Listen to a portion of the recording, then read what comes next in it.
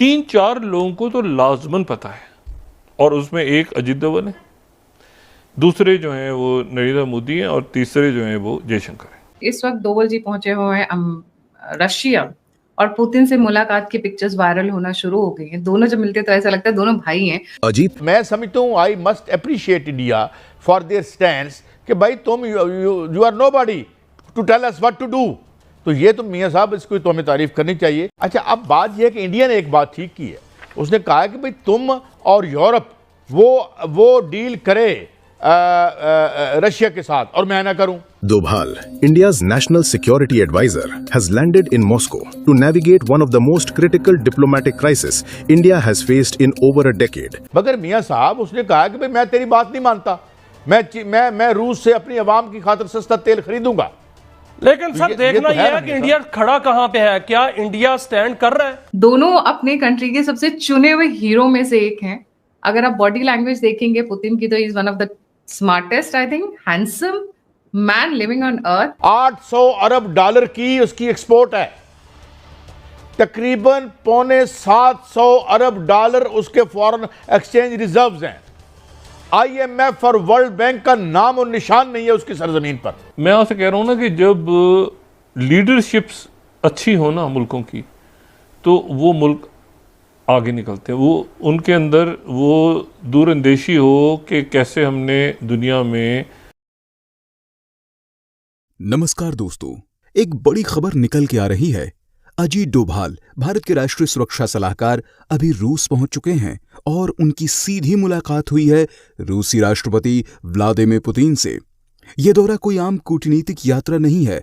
America के राष्ट्रपति Donald Trump ने भारत पर नए व्यापारिक टैरिफ यानी शुल्क लगा दिए हैं और यह एक तरह से एंटी इंडिया रुख अपना लिया है। ये वही ट्रंप हैं जो पहले भारत के अच्छे दोस्त माने जाते थे, लेकिन अब उनका रवैया बदल गया है। इन्हीं बदलते वैश्विक समीकरणों के बीच भारत ने भी अपना रुख मजबूती से बदला है। अब भारत चाहता है कि वह रूस के साथ व्यापारिक रिश्तों को और गहरा करे, चाहे वो रक्षा क्षेत्र हो, ऊर्जा क्षेत्र हो या उन्नत तकनीक। अजीत डोभाल का यह दौरा सिर्फ एक प्रतीकात्मक संकेत नहीं है, यह एक रणनीतिक मास्टर स्ट्रोक है, एक संदेश वॉशिंगटन को कि भारत किसी के दबाव में नहीं आएगा। भारत की ऐसी स्वतंत्र नीति को देखकर अब पाकिस्तानी मीडिया भी मान गया है कि कोई भी तीसरा देश अब भारत को नहीं झुका सकता।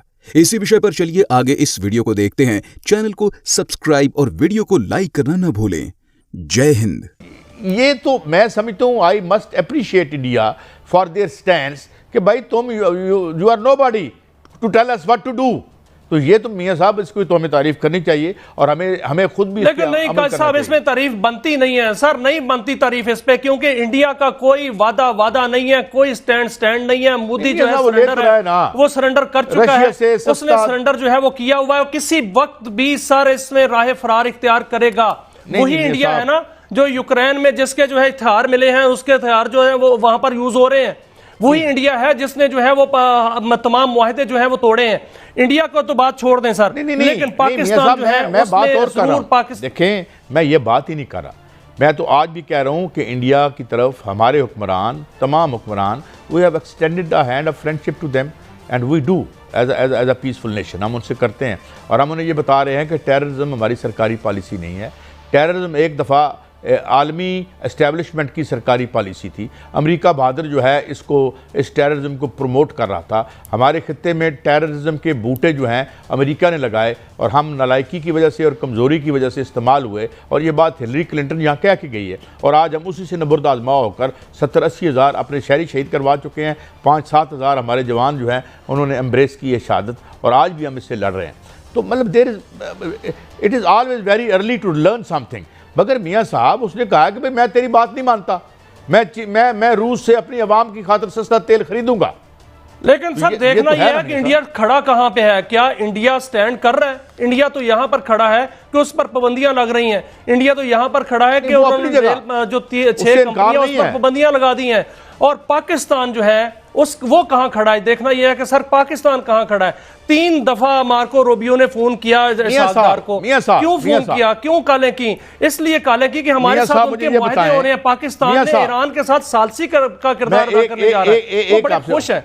मियाँ साहब, अगर हमें ठेका फरोशी से चीनी ब्लैक करने से फुर्सत मिलती, 800 अरब डॉलर की उसकी एक्सपोर्ट है, तकरीबन पौने 700 अरब डॉलर उसके फॉरेन एक्सचेंज रिजर्व्स हैं।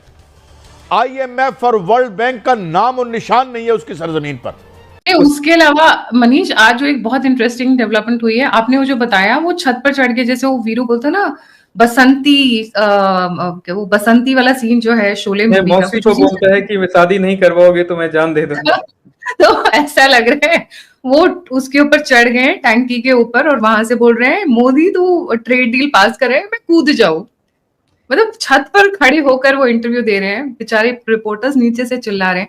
बट अपार्ट फ्रॉम दैट, कल रात का एक वीडियो बहुत वायरल हुआ है, वहां पर एक रिपोर्टर जर्नलिस्ट पूछ रही है कि आप, इंडिया कह रहा है कि आप रशिया से यूरेनियम, न्यूक्लियर ग्रेड यूरेनियम और फर्टिलाइजर्स इंपोर्ट करते हैं और बाकी दुनिया को ज्ञान बांट रहे हैं कि रशिया से इंपोर्ट मत करो, रशिया से इंपोर्ट मत करो।